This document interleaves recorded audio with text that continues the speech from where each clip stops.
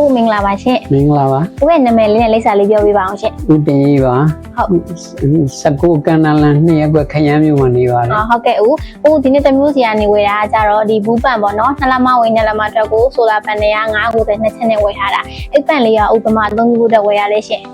စင်မရရွာပေါ့နော်ရွာမှာကြတော့သူတို့လက်စမီးတို့အခက်အခဲရှိတယ်အင်ဂျင်နဲ့မောင်းရင်လည်းစီးကုန်တယ်ပေါ့နော်အဲ့ဒီဥစ္စာအတွက်သက်သာအောင်လို့ဒီဆိုလာနဲ့ပန့်တဲ့ဟာလေးကိုလာဝဲတာပါဟုတ်ကဲ့တမျိုး SCD ကိုဘယ်လိုမျိုးစသိခဲ့ရလဲရှင်ပြီးခဲ့တဲ့တစ်နှစ်ကျော်လောက်ထဲရပေါ့နော်အင်အားလေးဟိုတယ်မှာနှစ်ကြိမ်ပြပွဲကိုတက်ကြည့်ဘူးပါလေအဲ့ကြည့်ပြီးတော့စုံစမ်းခဲ့ထားတာပေါ့နော်ဟုတ်ကဲ့ဟုတ်အခုမှဝယ်ပြီးတော့လှုပ်ပြစ်တာပေါ့အခုတမျိုးစီမှာဝယ်အပေးတာရောဒါပထမဆုံးချိန်လားဟုတ်ကဲ့ပထမဆုံးချိန်ပါဟုတ်အခုလိုမျိုးပထမဆုံးအချိန်ဝယ်အပေးရဲ့ပုံမှာတမျိုးဘက်ကနေပြီးဝန်ဆောင်မှုပေးရဲ့ပုံအနေနဲ့ဗာလေးအကျဉ်းမှုချင်လဲရှင်ဝန်ဆောင်မှုအနေနဲ့သဘောကျပါတယ်နဲ့သက်ပါတယ်